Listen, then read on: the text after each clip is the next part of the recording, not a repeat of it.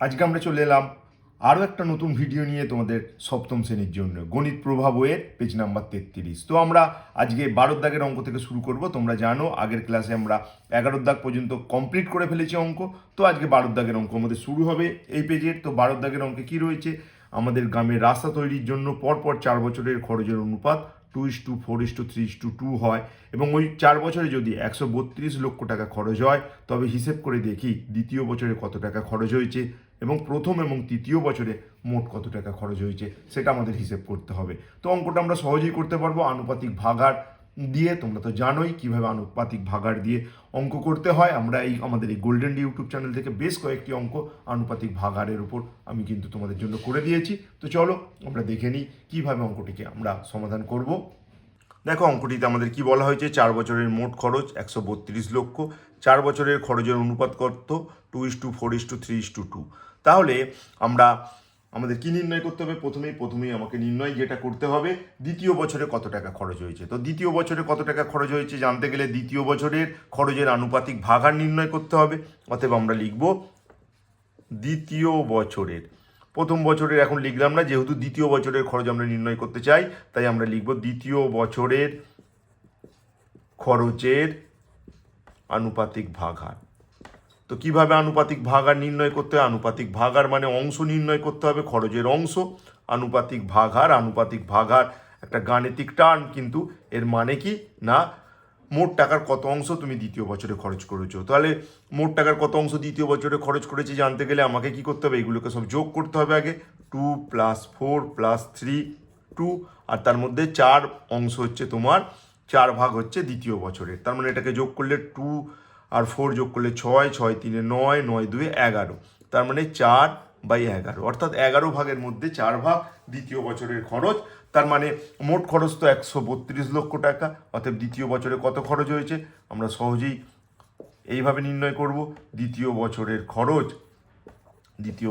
খরচ আমরা কি করে পাবো? দ্বিতীয় বছরের খরচ এই যে 132 লক্ষ টাকা, তার সাথে কি গুণ করব? দ্বিতীয় বছরের যে আনুপাতিক ভাগাড় সেটাকে গুণ করে নেব। আর যদি আমরা গুণ করে নিই কি পাবো?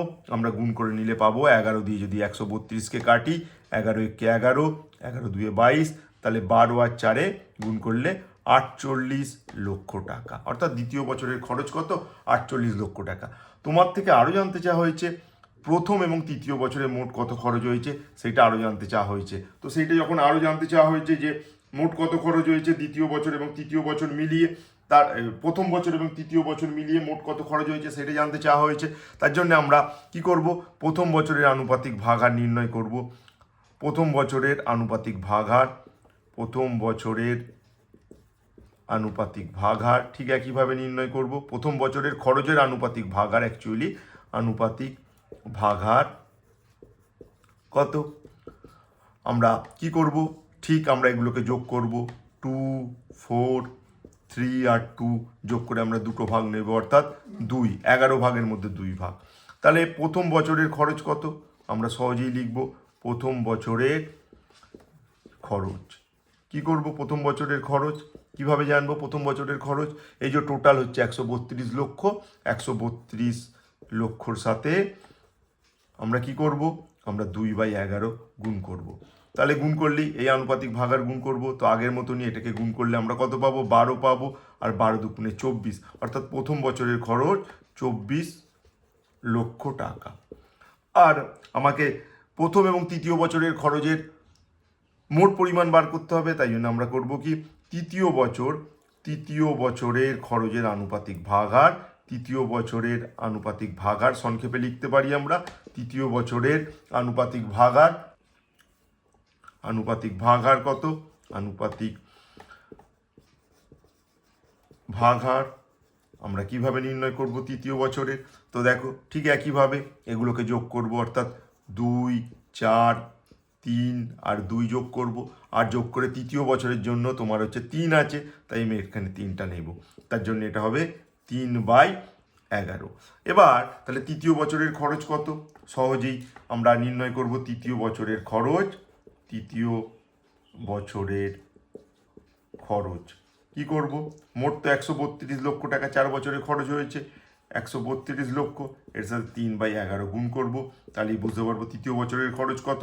এটাকে যথারীতি আবার কেটে আমি 12 পাবো, আর 12 আর 3 যোগ করলে 36 লক্ষ টাকা।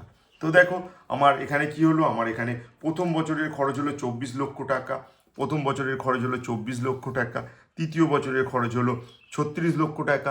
এখন আমার থেকে জানতে চাওয়া হয়েছে প্রথম এবং তোমার তৃতীয় বছর মিলিয়ে মোট কত খরচ হলো।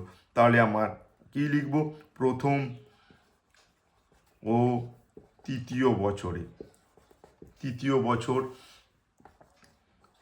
বছর মিলে মোট খরচ, প্রথম বছর ও তৃতীয় বছর মিলে মোট খরচ আমরা নির্ণয় করব।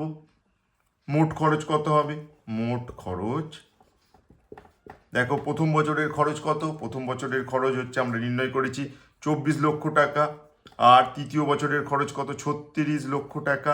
তার মানে এটাকে আমরা যোগ করব, লক্ষ টাকা যোগ করলে কত পাবো, 4 6 10 0, 3 2 5 আর 6 60 লক্ষ টাকা। তাহলে প্রথম আর তৃতীয় বছর মিলে হলো 60 লক্ষ টাকা, এটা আমরা বার করলাম। আর প্রথমেই আমাদের জানতে চাওয়া হয়েছিল দ্বিতীয় বছরের খরচ কত, 48 লক্ষ টাকা, সেটা তো আমরা আগেই নির্ণয় করে ফেলেছি। তো এইভাবে আমরা আমাদের 12 দাগের অঙ্ক করে ফেললাম। এরপর নেক্সট আমরা দেখে নেব তোমাদের এই পেজের 13 দাগের অঙ্ক, 33 নম্বর পেজের 13 দাগে কি অঙ্কটি রয়েছে সেটা দেখে নেব এবং তার সমাধান করব।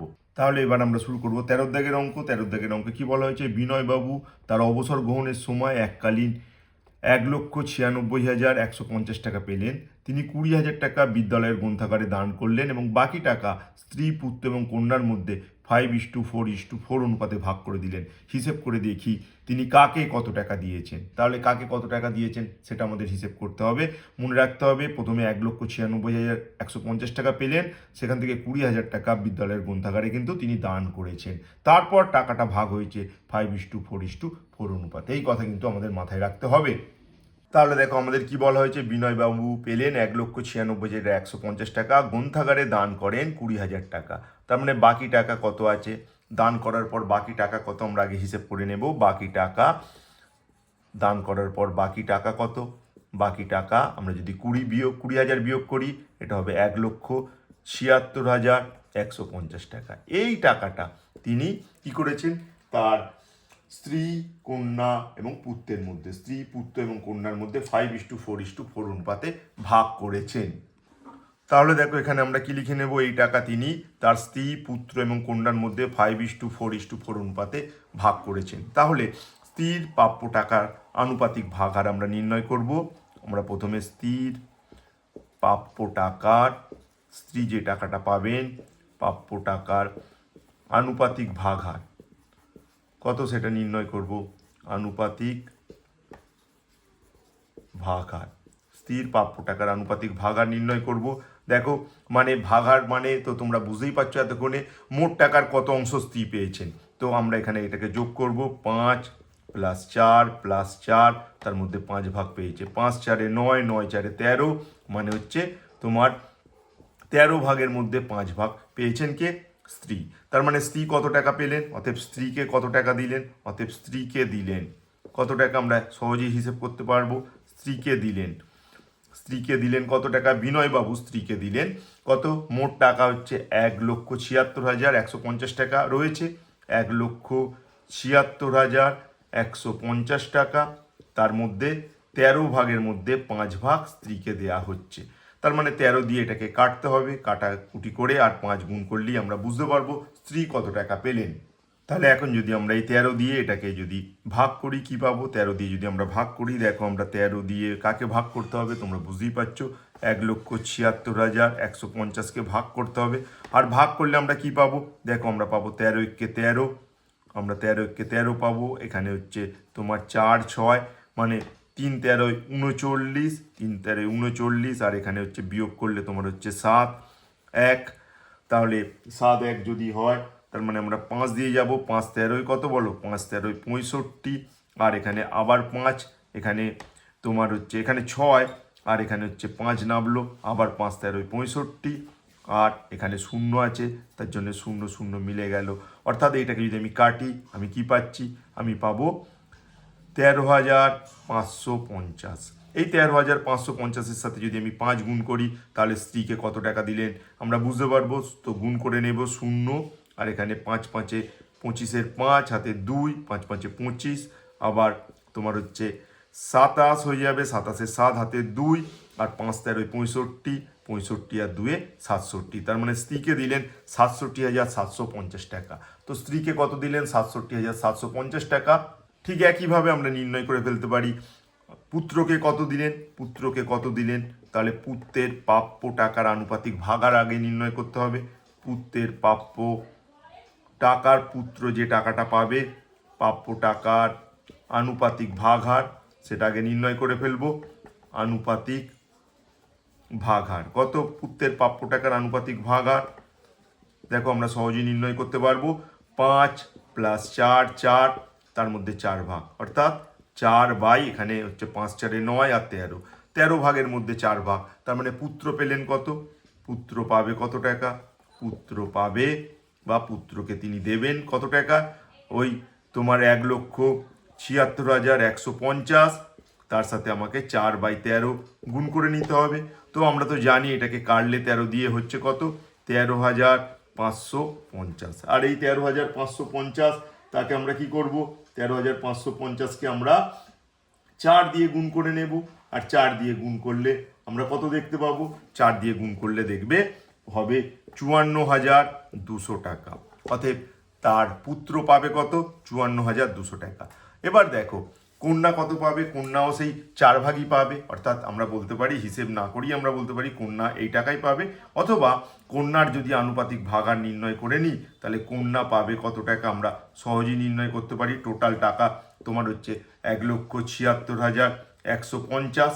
এবার কন্যার আনুপাতিক ভাগার নির্ণয় করলে কত হবে, যেহেতু এখানে 4 আছে যোগ করলে তো তোমার 13ই হবে, সেই একই হবে, অর্থাৎ 4/13।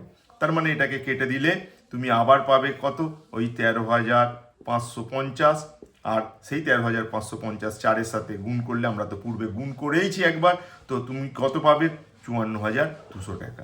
এইভাবে স্ত্রী কত পাবে, স্ত্রী কত পাবে আমরা নির্ণয় প্রথমে করলাম, তারপর আমরা নির্ণয় করলাম পুত্র কত পাবে, তারপর আমরা নির্ণয় করলাম কন্যা কত পাবে। তো এইভাবে আমরা এই অঙ্কটা সহজেই করে ফেলতে পারি।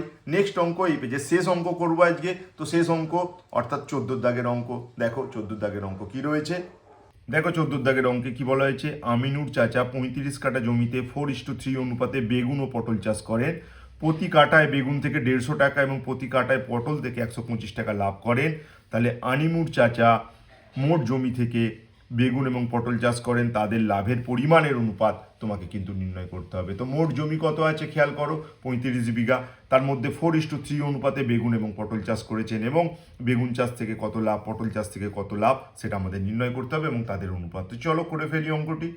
দেখো আমাদের কি বলা আছে, আমাদের বলা হয়েছে মোট জমি 35 কাঠা, বেগুন এবং পটল চাষের জমির অনুপাত 4:3। তাহলে যদি এই রকম হয় তাহলে আমরা কি বলবো, বেগুন চাষের জমি কত, বেগুন চাষের জমির আনুপাতিক ভাগার নির্ণয় করব প্রথমে। বেগুন চাষের জমির পরিমাণের, বেগুন চাষের জমির পরিমাণের আনুপাতিক ভাগ হার কী হবে, আনুপাতিক ভাগ হার কী করে আমরা নির্ণয় করব, সহজেই সকলে জানো আনুপাতিক ভাগ হার কী হবে সেটা। দেখো টোটাল হচ্ছে 4 + 3 7 ভাগ, তার মধ্যে 4 ভাগ, তার মানে 4/7।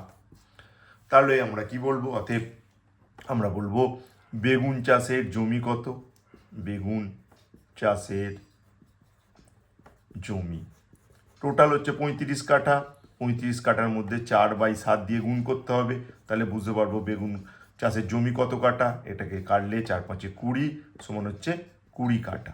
এবার তোমাকে বলা হয়েছে 1 কাঠা বেগুন চাষ করে লাভ হচ্ছে 150 টাকা, তাহলে আমাকে কিন্তু হিসেব করে নিতে হবে বেগুন চাষ থেকে লাভ কত। অতএব বেগুন চাষ থেকে লাভ কত, বেগুন চাষে লাভ কত টাকা লাভ হয়েছে, 1 কাঠাতে 150 টাকা, তাহলে 20 কাঠা জমিতে বেগুন চাষ করা হয়েছে, তার মানে আমি এখানে লিখব 15 150 × 20। 1 কাঠার জন্য 150, 20 কাঠার জন্য কত, তো এই টাকা। এটা হচ্ছে বেগুন চাষে লাভ। গুণটা তুমি করতে পারো, গুণটা করলে কি হবে, গুণটা করলে হবে তোমার হচ্ছে 3000 টাকা। বেগুন চাষে লাভ কত হলো, 3000 টাকা। ঠিক একইভাবে আমরা এখন নির্ণয় করে নেব পটল চাষ করে কত লাভ হয়েছে, তারপর আমরা অনুপাত নির্ণয় করব। দেখো এরপর ঠিক আমরা করব পটল চাষের জমির পরিমাণের আনুপাতিক ভাগাহার কত, তোমার 4 + 3, তার মধ্যে 3 ভাগ, অর্থাৎ 3/7। তাহলে পটল চাষের জমি কত, অতএব আমরা কি লিখব, অতএব লিখব পটল চাষের জমি, আমরা লিখব পটল চাষের জমি, পটল চাষের জমি কত, পটল চাষের জমির পরিমাণ কত লিখবো আমরা, পটল চাষের জমির পরিমাণ টোটাল তো 35 কাঠা, তার সাথে 3/7 গুণ করব আনুপাতিক ভাগহারটা যেভাবে আমরা করি। তো এটাকে কেটে দিলে 7 দিয়ে 5, 3 5 15, 15 কাঠা জমিতে পটল চাষ করা হয়েছে। এবার 1 কাঠা পটল চাষ করে কিন্তু লাভ হচ্ছে 125 টাকা। অতএব পটল চাষের লাভ কত, পটল চাষে কত লাভ হয়েছে সেটা আমরা লিখব, পটল চাষ করে লাভ, কত লাভ হলো, পটল চাষ করে লাভ হলো কত, তোমার 1 কাঠা জমিতে হচ্ছে 125 টাকা, তাহলে 15 কাঠা জমিতে কত, এটাকে গুণ করতে হবে। 125কে তোমার 15 দিয়ে গুণ করতে হবে, আর 125কে 15 দিয়ে গুণ করলে কত পাবো, গুণ করলে কত পাবো 1875, 1875 টাকা। এদিকে তোমার বেগুন চাষের লাভ হয়েছে এইটা, পটল চাষে লাভ হয়েছে এইটা, তাহলে অতএব নির্ণয় অনুপাত কি করব, নির্ণয় অনুপাত বেগুন চাষে যে লাভ এবং পটল চাষের যে লাভ সেই অনুপাত নির্ণয় করতে বলেছে, তাই আমরা লিখব নির্ণয় অনুপাত। নির্ণয় অনুপাত কত হবে, নির্ণয় অনুপাত হবে এখানে হচ্ছে তোমার 3000 টাকা, এখানে হচ্ছে 1875। তাহলে আমরা অনুপাত নির্ণয় করব 3000 আর 1875। তো অনুপাত নির্ণয় করলে প্রথমে 3 দিয়ে কেটে দাও, 3 দিয়ে কাটলে এটা হচ্ছে 1000, আর 3 দিয়ে কাটলে 3 × 6 = 18, 3 2 তোমার 6, আর 3 5 15। তো নিশ্চয়ই বুঝতে পারলে কি হলো, তোমার হচ্ছে 3 দিয়ে কাটলাম, 3 × 6 = 18, আর 3 2 তোমার 6 হলো, তাহলে হাতে 1, আর তোমার হচ্ছে 3 5 15। এবার আমরা যদি 25 দিয়ে কাটি, 25 25 625 আমরা সকলে জানি, আর 25 দিয়ে এটাকে কাটলে তোমার হচ্ছে 40 হবে। এবার 5 দিয়ে যদি কাটো এটা 5, আর 5 দিয়ে এটা কাটলে 8, তার মানে এটা হলো তোমার 5, তোমার হচ্ছে 8:5, প্রথমে 8 আসবে, তার মানে অনুপাতটা হবে 8:5। তো এইভাবে আমরা তোমাদের এই অধ্যায়ের সমস্ত অঙ্ক শেষ করলাম। তোমরা দেখতে থাকো আমাদের গোল্ডেন ডে ইউটিউব চ্যানেল, আর ভালো করে পরীক্ষার প্রস্তুতি নাও এবং পরীক্ষা ভালো দাও, এই শুভকামনা সহ আজকের ক্লাস শেষ করলাম।